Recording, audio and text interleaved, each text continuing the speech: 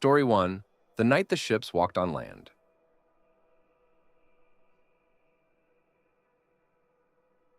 It was a cold spring night in 1453. The sky above Constantinople was dark, and the wind was strong. The city's walls stood tall, proud, and silent. Inside his tent, Sultan Mehmed II was sitting alone, thinking deeply. He looked at the map in front of him. The city of Constantinople, the dream of his ancestors, was still standing strong after many attacks. In a low, serious voice, "They think their walls can stop us," he said to himself. "But no wall can stop an idea whose time has come." Suddenly, one of his generals entered the tent. Respectfully, "My Sultan, the enemy ships block the Golden Horn. We cannot enter with our navy." Mehmed looked up, his eyes sharp like a sword, smiling confidently. "Then we will not enter from the sea," he said. "We will bring the sea to them." The general looked confused, surprised. "My Sultan, bring the sea to them? How can that be?" Mehmed stood and pointed at the hills behind Galata. Excitedly, "We will move our ships over the land.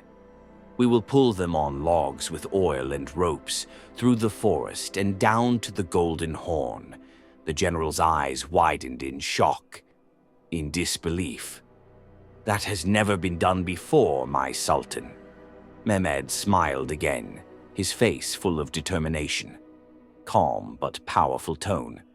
"Then we shall be the first." That night, the camp was full of movement. Soldiers worked silently under the moonlight. They placed wooden logs on the ground and covered them with oil to make them smooth. The great Ottoman ships waited like sleeping giants. Mehmed walked among his men, encouragingly. "Brothers, tonight history watches us. Tomorrow the world will speak our names." The soldiers cheered quietly, not to alert the enemy. Then slowly the impossible began. The ships, huge, heavy ships, started to move across the land. With every push, the wood creaked and the ropes stretched. Men shouted, sweat pouring down their faces. The smell of oil and pine filled the night air. Excited whispers, "It's moving. The ships are moving." From the walls of Constantinople, the Byzantine guards couldn't believe their eyes when morning came. Shocked voices. "The Turks, their ships, on the hills. How is this possible?" Mehmed stood on a hill, watching his navy now floating inside the Golden Horn. The city was surrounded. He smiled proudly, his eyes shining with victory, softly, almost whispering, "Now the end begins." Weeks later, on May 29th, 1453, Constantinople fell. The young Sultan, only 21 years old, entered the city not as a destroyer, but as a builder of a new era. Looking around the city calmly, "From now on," he said, "this city shall be known as Istanbul, the capital of peace and greatness." And so history remembered Mehmed the Conqueror, the man who made ships walk on land.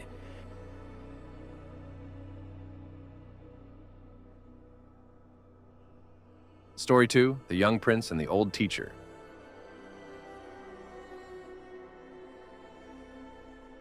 The morning sun was rising over the green hills of Edirne. Birds were singing softly, and the air was cool and calm. Inside the palace, a young boy of 12 sat quietly at a wooden desk. His name was Mehmed, son of Sultan Murad II. He was not like other children. While most boys played outside, Mehmed spent hours reading books about history, science, and war. But today he was frustrated, angrily. "Why must I study all these things again and again?" he said, pushing his book aside. "I want to rule. I want to fight for my people." Just then the door opened and a tall old man entered. His beard was white, his eyes calm but full of wisdom. It was Akhemseddin, Mehmed's teacher and spiritual guide, smiling gently. "My prince," he said, "knowledge is a sword sharper than steel. If you wish to rule, first you must learn to control yourself." Mehmed frowned impatiently. "But teacher, I already know so much. Why can't I be like my father and command armies?" Akhemseddin walked to the window and looked outside in a calm, deep voice. "Because, Mehmed, even a king is a student of life. Power without wisdom is like a ship without a captain. It will crash into the rocks." The young prince looked down. He wanted to argue, but the teacher's voice carried truth. After a moment, he whispered, quietly, "Then teach me more, master. Teach me how to become a true ruler." Akhemseddin smiled and placed his hand on Mehmed's shoulder, softly. "Good. Today we begin a lesson not from books, but from the world itself." They left the palace and walked through the gardens. The smell of roses filled the air. Akhemseddin pointed to a small tree that had just begun to grow, teaching tone. "Do you see this tree, my prince? It bends with the wind, but it does not break." "Why?" Mehmed thought for a moment, hesitantly. "Because it is strong." Akhemseddin shook his head, smiling. "Because it is young. It listens to the wind and learns how to stand. A wise ruler must be like this tree, strong but also patient." Mehmed nodded slowly, understanding a little more. Days turned into weeks. Every morning, Mehmed studied languages, mathematics, and philosophy. Every evening, he walked with his teacher to talk about justice, mercy, and faith. Sometimes he failed. Sometimes he grew angry. But Akhemseddin never shouted. He always spoke with calm wisdom, encouraging tone. The sea becomes calm after the storm, Mehmed.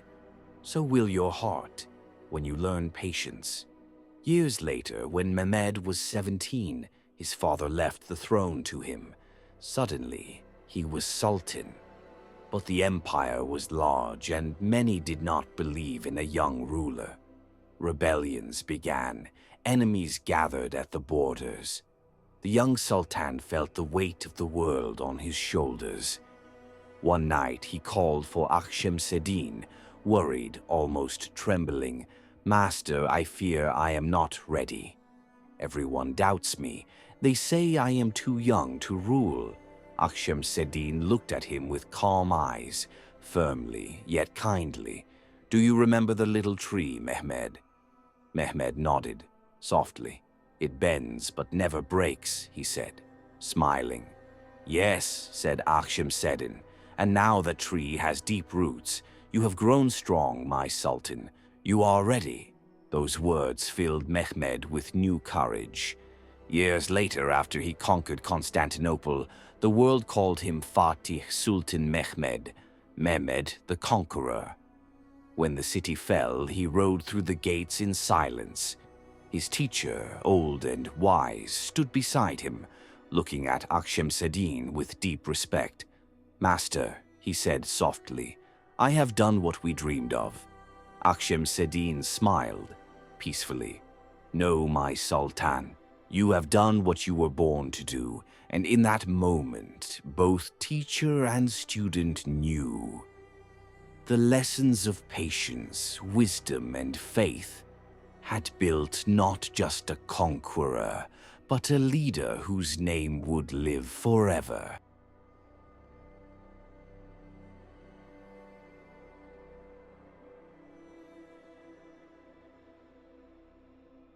Story 3, The Dream of the Great City.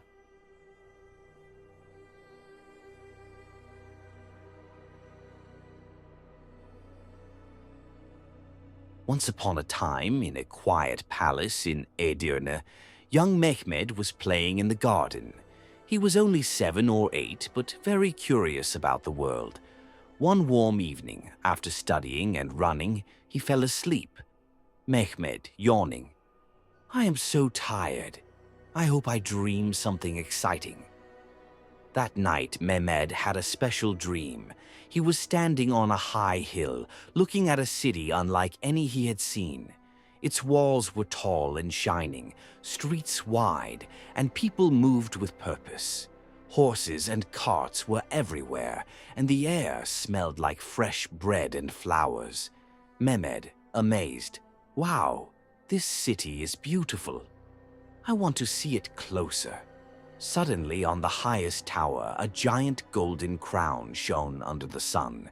Thousands of birds flew around it, singing songs that made Mehmed feel happy and strong. Mehmed, whispering, "Is that for me?" Then a calm but strong voice spoke from the sky. Voice serious. "Mehmed, one day this city can be yours. But you must be brave, wise, and just. You will face challenges, and some will doubt you. Remember your people." Mehmed, confused. "Me? But I am just a child." Voice, gently. "Even a small person can do great things. Trust your heart." Mehmed. The dream changed. Mehmed walked into the city. He saw markets full of spices and fruits, children playing, and teachers teaching under trees. Soldiers were practicing, ready to protect the city. Mehmed felt responsibility in his chest. Mehmed determined, "I will protect this city. I must learn everything now." When he woke, the dream stayed in his mind. He remembered the crown, the birds, and the voice's words. From that day, he studied harder, practiced sword fighting, and learned from wise advisors. He never forgot the city in his dream. Mehmed, quietly, "One day I will see that city. I will be brave and wise." As Mehmed grew, the dream guided him. Even facing enemies and difficulties, he remembered the shining city. That dream gave him courage and hope, helping him become the great leader he was meant to be. And one day he conquered the city that everyone thought impossible. Mehmed, smiling. The dream was only the beginning. My journey has just started.